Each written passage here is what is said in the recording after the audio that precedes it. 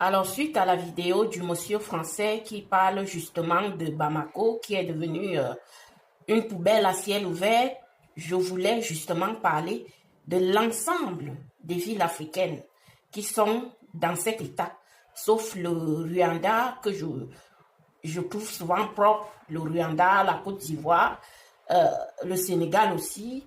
Mais il y a des villes comme ça, comme Bamako, Yaoundé et d'autres pays d'Afrique qui sont dans cet état de poubelle à ciel ouvert. Là, moi je dis non à ça.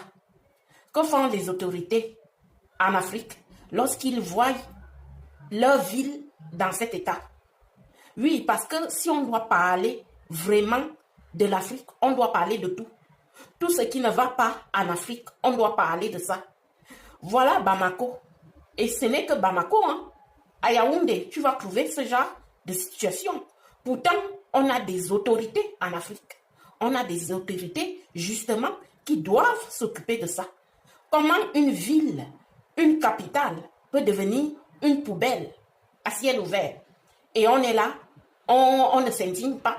Non, va falloir s'énerver à un moment donné et dire des choses telles qu'on les pense. C'est sale. Oui, ça, c'est de la poubelle à ciel ouvert. Et ce n'est pas qu'au Mali. Je dis bien, ce n'est pas qu'au Mali. On dit souvent que c'est la faute à la France. C'est les Français. C'est les Français. Tout, on rejette souvent la faute à la France. Mais lorsque nos villes africaines sont des poubelles à ciel ouvert, est-ce qu'on peut vraiment accuser les Français? Est-ce qu'on peut vraiment accuser la France? À un moment donné, il faut qu'on soit juste dans nos analyses. Lorsque nos villes africaines deviennent des poubelles, est-ce qu'on peut vraiment accuser les autres? À un moment donné, il faut qu'on se prenne en main, il faut qu'on se prenne en charge en Afrique. Je vous dis, ce n'est pas que Bamako. Chez moi, à Yaoundé, il y a aussi ce genre de situation dégoûtante.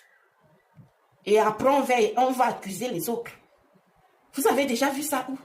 Comment une ville, une capitale peut devenir comme cela? Et on a des autorités dans ce pays qui peuvent changer les choses. Et vous voulez qu'on se taise? On va se taire pourquoi?